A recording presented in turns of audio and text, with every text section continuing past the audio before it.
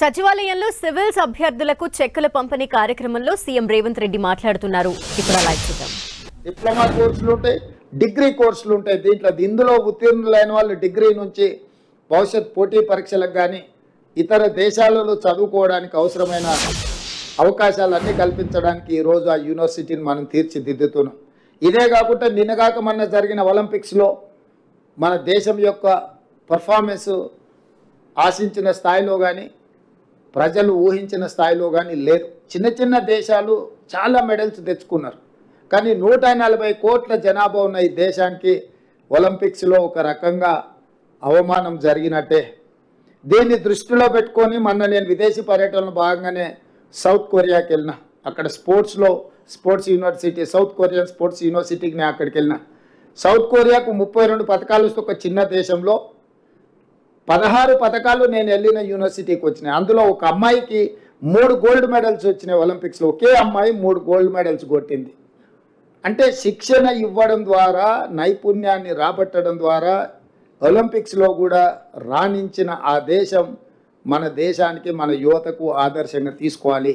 అందుకే south Korean యూనివర్సిటీతో మాట్లాడి young India sports యూనివర్సిటీని కూడా వచ్చే అకాడమిక్ ఇయర్ నుంచి మన స్పోర్ట్స్ యూనివర్సిటీని దేశంలో, మన రాష్ట్రంలో ప్రత్యేకంగా నెలకొల్పుతున్నాము. ఎందుకంటే 2028 ఒలింపిక్స్లో అత్యధికంగా మెడల్స్ ఈ తెలంగాణ యువత సాధించాలన్నది మా లక్ష్యం.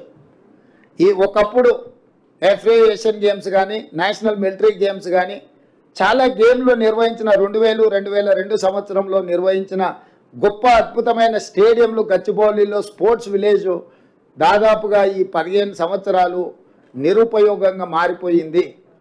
వీటన్నిటిని కూడా తిరిగి ఉపయోగంలోకి తీసుకురావాలి. వీటన్నిటిని కూడా తెలంగాణ యువతకు శిక్షణ ఇవ్వడం ద్వారా స్పోర్ట్స్ యూనివర్సిటీని ఒక ఏర్పాటు చేసి తెలంగాణ యువతకు క్రీడల పట్ల ఆసక్తిని కల్పించడమే కాకుండా తెలంగాణ యువతకి అద్భుతమైన శిక్షణను ఇవ్వడం ద్వారా ఒలింపిక్స్లో ఈ దేశానికే తలమానికంగా తెలంగాణ యువతను మార్చాలని ఈ ప్రభుత్వం నిర్ణయం తీసుకున్నది.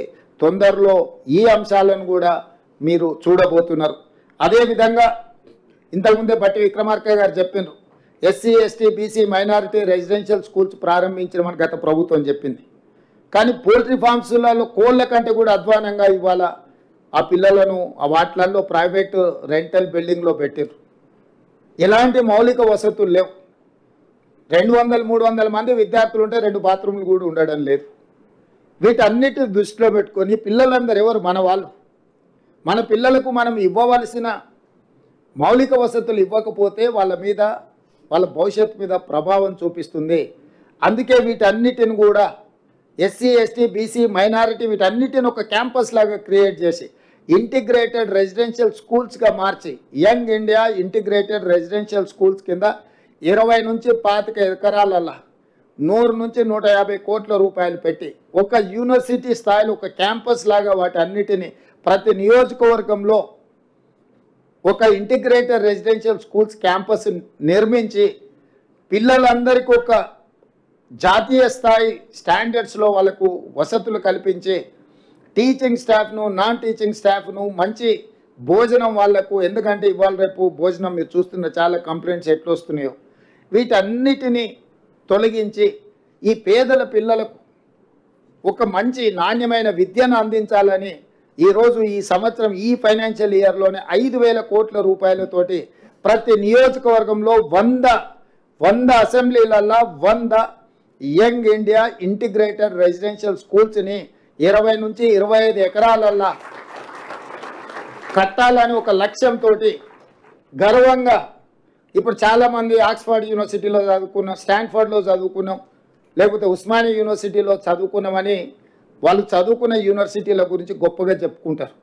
ఈరోజు రేపు భవిష్యత్తులో మన పిల్లలు మేము యంగ్ ఇండియా రెసిడెన్షియల్ స్కూల్లో చదువుకొని వచ్చినాము అని గర్వంగా చెప్పుకునే విధంగా వాళ్ళకు మౌలిక వసతులు ఏర్పాటు చేయడమే కాకుండా వాళ్లకు మంచి విద్యా బోధన చెయ్యాలన్నది మా ప్రభుత్వం యొక్క లక్ష్యము.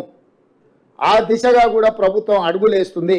ఇదే కాకుండా యూనివర్సిటీలలో వైస్ ఛాన్సలర్స్ కావచ్చు, టీచింగ్ స్టాఫ్ కావచ్చు, నాన్ టీచింగ్ స్టాఫ్ కావచ్చు, దాదాపుగా తెలంగాణలో ఉన్న యూనివర్సిటీలను అన్నిటిని కూడా గత ప్రభుత్వం నిర్వీర్యం చేసింది. పూర్తిగా విద్యను ప్రైవేటైజ్ చేసే విధంగా వీటిని నిర్వీర్యం చేసి ఎవరు చదువుకోవాలన్నా చదువు కొనుక్కోవాల్సిన పరిస్థితులు రాష్ట్ర ప్రభుత్వం గతంలో కల్పించింది. అందుకే తొందరలోనే 10-15 రోజుల్లోనే అన్ని యూనివర్సిటీలకు వైస్ ఛాన్సలర్ నియమించడమే కాకుండా మొత్తం ప్రొఫెసర్లు, అసోసియేట్ ప్రొఫెసర్లు, అసిస్టెంట్ ప్రొఫెసర్లు ఖాళీలు అన్నిటిని కూడా భర్తీ చేసి ఒక నాణ్యమైన విద్యను యూనివర్సిటీల పిల్లలకు అందుబాటులో తీసుకొచ్చి పోటీ పరీక్షలకు తయారు చేసే విధంగా విద్య మీద ఫోకస్ పెట్టాలని కూడా మన రాష్ట్ర ప్రభుత్వము ఇవన్నీ కార్యక్రమాలను చేపడుతుంది. ఇన్ని చేసినా అక్కడక్కడ గతంలో 10 సంవత్సరాలు ప్రభుత్వం పరీక్షలు పెట్టట్లేదు, ఉద్యోగ అవకాశాలు ఇవ్వడం లేదు, ఉద్యోగ నియామకాలు చేపట్టడం లేదని పిల్లలు ధర్నాలు దీక్షలు చేశారు. 10 సంవత్సరాలు అదే కోసం. ఇప్పుడు మన ప్రభుత్వం వచ్చినాక పరీక్షలు పెడతామంటే కూడా కొంతమంది వాళ్ళను భయపెట్టి రోడ్ల మీదకి వచ్చి మాకు పరీక్షలు వద్దు, వాయిదాలే అని ధర్నాలు చేపిస్తారు. మీరు సివిల్స్కు ప్రిపేర్ అయినరు, సెలెక్ట్ అయినరు, మీరు ఆలోచన చేయండి. ప్రభుత్వం ఎప్పుడైనా పరీక్షలు పెడతామంటే విద్యార్థులు పోటీపడి పరీక్షలు గత 10 సంవత్సరాల నుంచి మనం ప్రిపేరే అవుతున్నాం కదా. ఏదైనా మీకు సమస్య ఉంటే ఈ ప్రభుత్వము మీకు అందుబాటులో ఉంటుంది. నాతో పాటు మంత్రివర్గ సహచరులు అందరూ మీకు అందుబాటులో ఉన్నారు. ఎవరైనా కలవకుంటున్నారా? ప్రతిరోజు నేను మీ మధ్యలోనే కనిపిస్తున్నా కదా. మా మంత్రులందరూ మీరు ఎవరిపైనా కలుస్తున్నారు. నేను ఎందుకు చెప్తున్నంటే కొంతమంది ఉద్దేశపూర్వకంగా విద్యార్థులను రెచ్చగొట్టడం ద్వారా రాజకీయ ప్రయోజనం పొందాలని ప్రయత్నం చేస్తున్నారు. గతంలో ఈ రకంగా లబ్ధి పొందినరు, గతంలో ఈ రకంగా రెచ్చగొట్టి పిల్లల ప్రాణాలను ఆత్మ బలిదానాలను చేసి ఆ పిల్లల ప్రాణాల పునాదుల మీద అధికారంలోకి వచ్చిండ్రు. 10 సంవత్సరాలు వాళ్ళని పట్టించుకొని ఏ పరీక్షలు నిర్వహించాలి, ఏ ఉద్యోగాలు ఇవ్వాలి. ఇప్పుడు ఉద్యోగం పోగానే మళ్ళీ విద్యార్థులు గుర్తొచ్చారు, వాళ్ళ ప్రాణాలు గుర్తొస్తున్నాయి. నేను అందుకే పిల్లలందరినీ ఎందుకయ్యా మీరు ఉన్నారు కదా దుఃఖాలాక బాబా మట్లు మీరు ఆమర నిరాహార దీక్ష కూర్చోండి పరీక్షలు వాయిదా వేయడానికి అని చెప్పి నాకు తిక్కలేసి. ఎందుకంటే ప్రభుత్వం పరీక్షలు నిర్వహించాలనుకున్నాడు, మీకు ఉద్యోగాలు ఇవ్వాలనే కదా. మాకేం ఉద్దేశం ఉంది? వాయిదాలు వేస్తే మాకే మంచిది, మీకే నష్టం. మీకు ఏదైనా ఇబ్బంది ఉంటే, ఏదైనా అంశంలో మీరు ఏదైనా ఇంకా బెటర్గా చేయడానికి ఏదైనా సూచన ఏదైనా చేయదలుచుకుంటే ఈ ప్రభుత్వం సిద్ధంగా ఉంది. ఎందుకంటే వాళ్ళు కూడా మీ సోదరులే, మన సోదరులే, మన పిల్లలే. ఇప్పుడు ఆ పరీక్షల కోసం వాయిదాలు వేయమని అడిగేటోళ్ళు కానీ, నిరసన తెలిపేటోళ్ళు కానీ వాళ్ళు ఎవరో బయటోళ్ళు కాదు, మన పిల్లలు. వాళ్ళకి ఏం కావాలనో ఈ ప్రభుత్వం సిద్ధంగా ఉంది. మీరు బయటికి వెళ్ళినాక వాళ్ళందరికీ చెప్పండి. నిరసన తెలపాల్సిన అవసరం లేదు, ధర్నా చేయాల్సిన అవసరం లేదు. ఈ ప్రభుత్వం మీరు చెప్పింది వినడానికి సిద్ధంగా ఉంది. అందులో సహేతుకమైన సూచన ఉంటే తప్పకుండా ఈ ప్రభుత్వం పాటిస్తుంది. అందుకే గ్రూప్ 2 పరీక్షను మీరు అడిగినారు, మేము పోస్ట్పోన్ చేసినాం. కానీ పరీక్షలే నిర్వహించవద్దు. ఎందుకంటే పరీక్షలు నిర్వహిస్తే పిల్లలకి అందరికి ఉద్యోగాలు వస్తే వాళ్ళకి ఇంధనం ఉండదు, వాళ్ళ రాజకీయ మనుగడకే ప్రమాదం వస్తుందని చెప్పి కొంతమంది కుట్రలు చేస్తున్నారు. కాబట్టి కుట్రలలో పడకండి. మీరు ఎవరు చెప్పినా మీ సొంతంగా ఆలోచన చేయండి, ఇది మంచిదా కాదా. ఈ ప్రభుత్వం ఉద్యోగాలు ఇవ్వడం వల్ల ఎవరికి లాభము, ఎవరికి నష్టము, ఈ ప్రభుత్వం పరీక్షలు నిర్వహిస్తే ఎవరికి మేలు జరుగుతుంది. ఈ ప్రభుత్వం ఈ రకంగా ప్రిలిమ్స్లో పాస్ అయిన వాళ్ళను పిలిచి ప్రోత్సహించి వెన్ను దడితే వాళ్ళకు ఒక మానసిక ధైర్యం, ఎస్ మా ప్రభుత్వం ఉన్నది, మా గవర్నమెంట్ ఉన్నాడు, మా ముఖ్యమంత్రి ఉన్నాడు, మా ఉప ముఖ్యమంత్రి ఉన్నారు, మాకు ఏదైనా విషయం ఉంటే మేము వెళ్ళి చెప్పుకుంటాం. ఇగో ఈ సచివాలయం మాది ఇయ్యాలో లోపలికి వస్తే మీ కాన్ఫిడెన్స్ లెవెల్ ఎంత పెరిగి ఉంటుంది.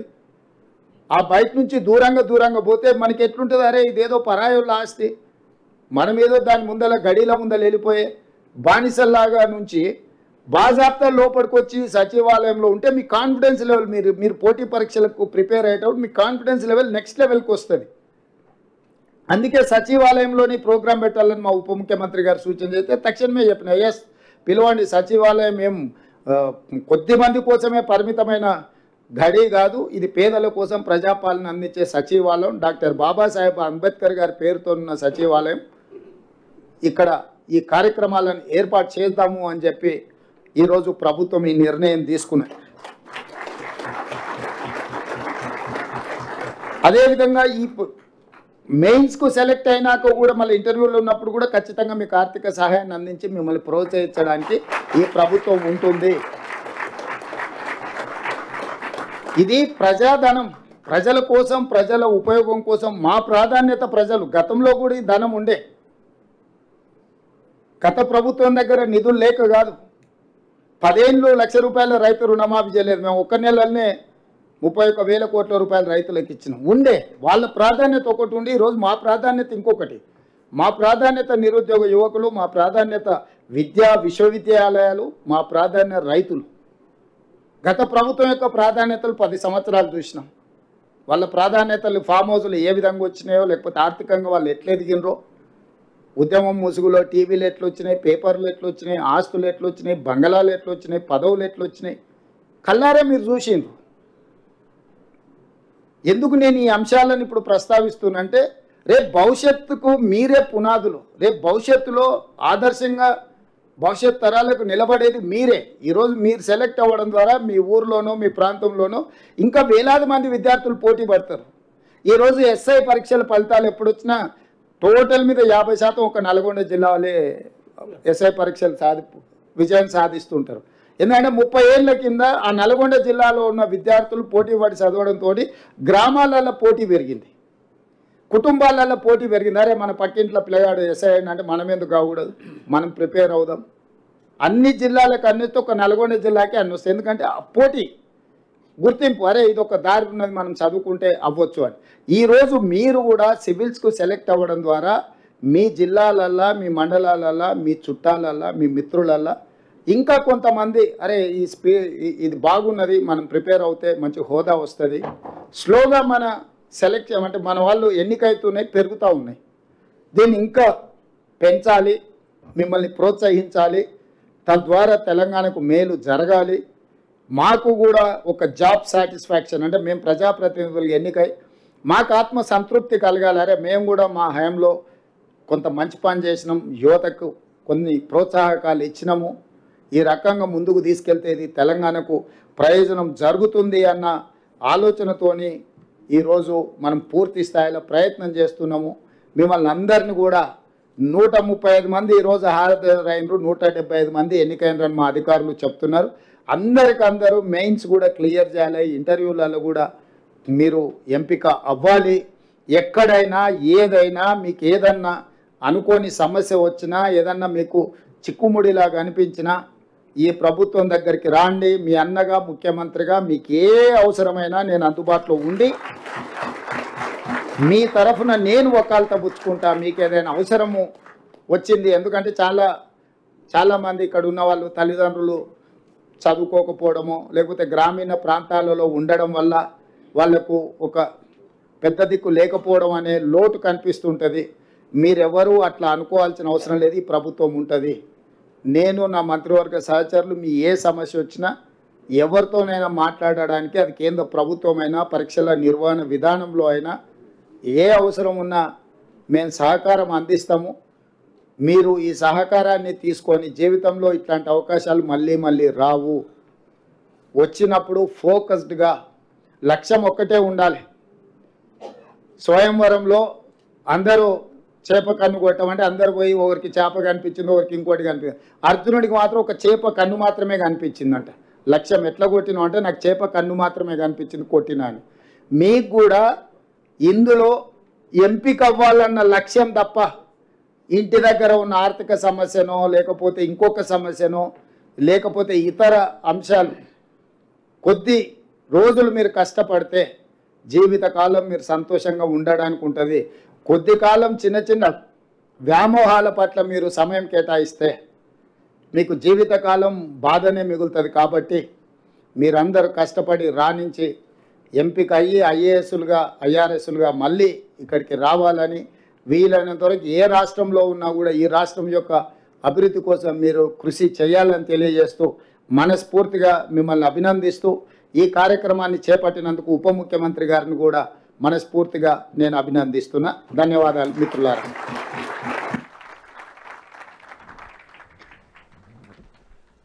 ధన్యవాదాలు సార్.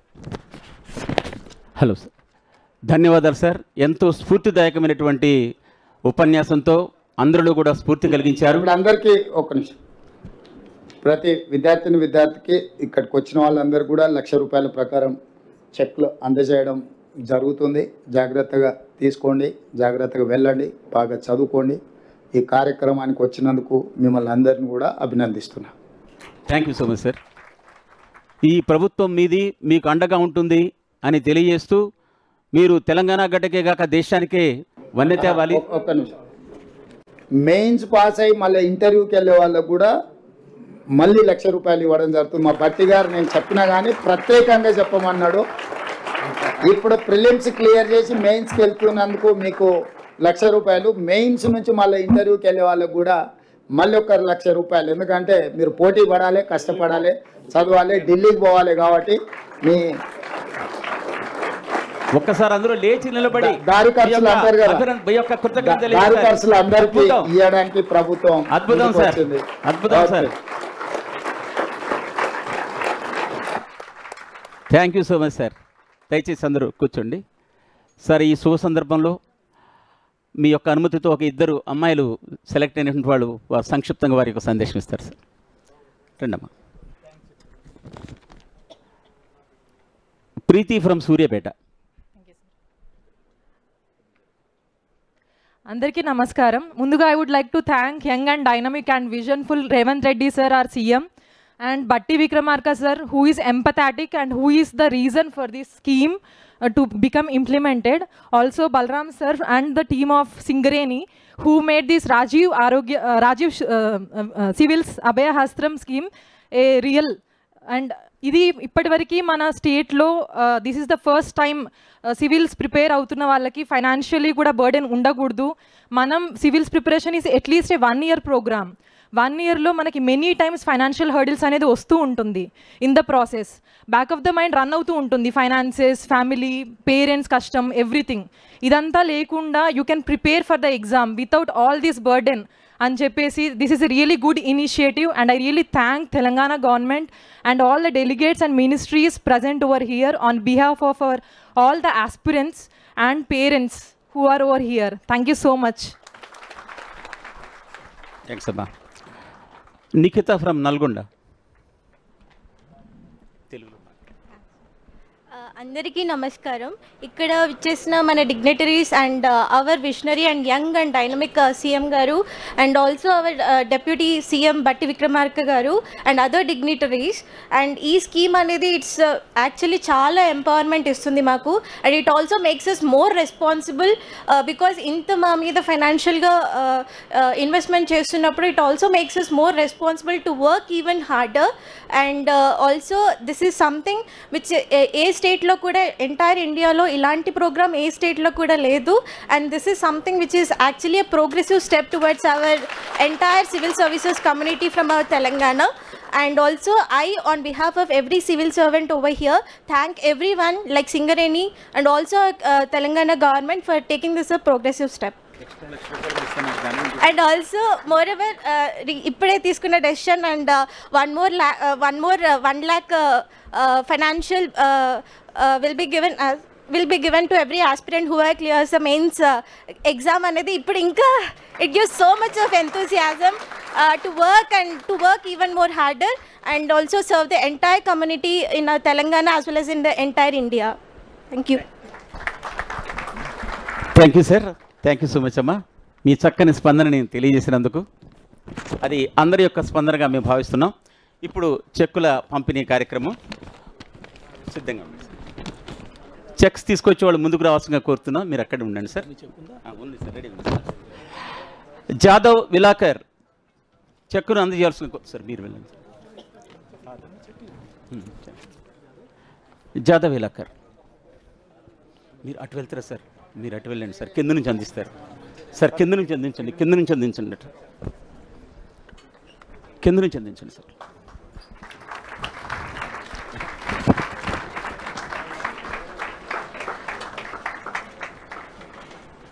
జ్యోత్స్నాదేవి సార్ మీరు అటు వెళ్ళిపోండి sir.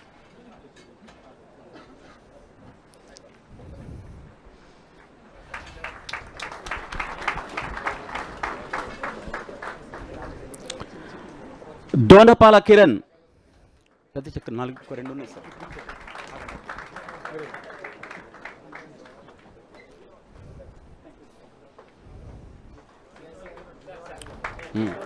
Ramkota Reddy, Reddam Ramkota Reddy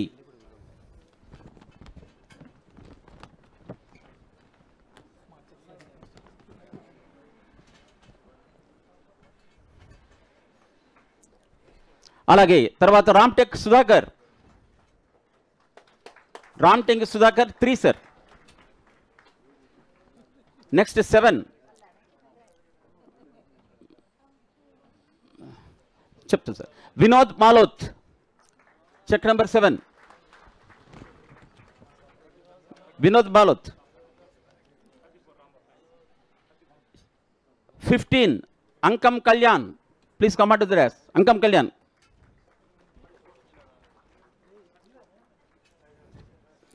next 18 sir. Nikhil Sai Chiluveru Jangaon. Next sir 21 Shravan Bootla Karimnagar.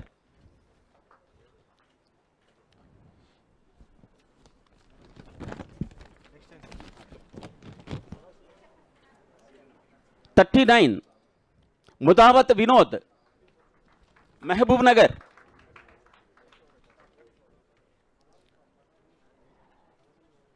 Next 44 Bestha Priyanjali Mahabub Nagar.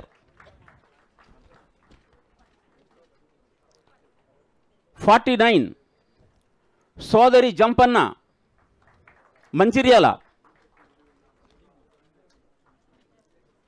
51 Jadhav విలాకర్ Mancherial.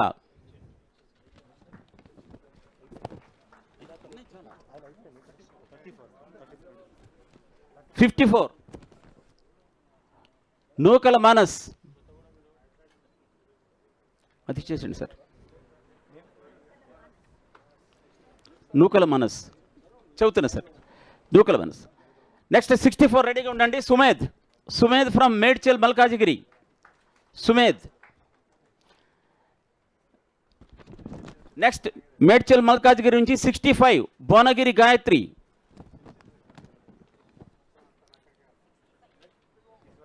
Sir 68 Anjaneyulu Nagar Kurnool. Next Nalgonda నుంచి 74 సార్ మహేష్ చుట్టూరి.